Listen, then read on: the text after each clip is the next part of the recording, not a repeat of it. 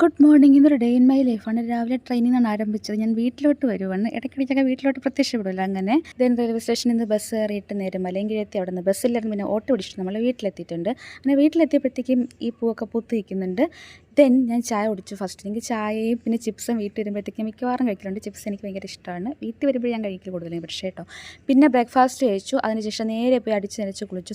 ബ്രേക്ക്ഫാസ്റ്റിന് മുമ്പ് കുളിച്ചായിരുന്നു, കാരണം ട്രെയിനിൽ അത്ര നേരം ഇരുന്ന് വന്നേലേ.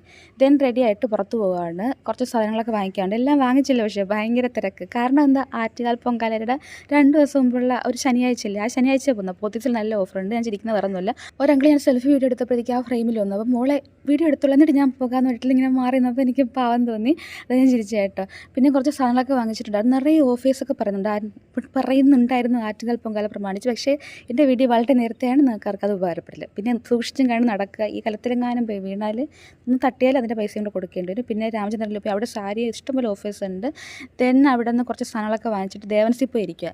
ചേട്ടാ ഒരു ചിക്കൂസ്. അപ്പോൾ കുറേ കഴിഞ്ഞപ്പോഴത്തേക്കും ചിക്കൂസില്ല. പിന്നെ ഒരു കരിക്കിൻ ഷേക്ക് വിത്ത് ഐസ്ക്രീം. പിന്നെ കുറേ കഴിയുമ്പോഴത്തേക്കും കരിക്കിൻ ഷേക്ക് തരാം, പക്ഷേ ഐസ്ക്രീം ഇല്ല. എന്തെങ്കിലും പിണ്ണാക്ക് തന്നെ ഞാൻ കുടിച്ചിട്ട് വെക്കോളുന്ന അവസ്ഥയിലാണ് അവിടെ ഇരിക്കുന്നത്.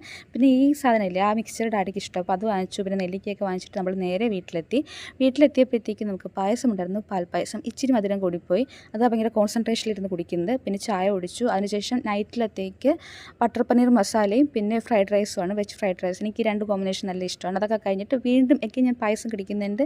പിന്നെ ഇത് വേറൊന്നുമില്ല, നമ്മുടെ ട്രാൻസാക്ഷൻ വീഡിയോ അല്ലേ, അതിനുള്ള വീഡിയോ ഷൂട്ട് ചെയ്യണം. അപ്പോൾ ഇന്നത്തെ ദിവസം കഴിഞ്ഞിട്ട് ബൈ, ഗുഡ് നൈറ്റ്.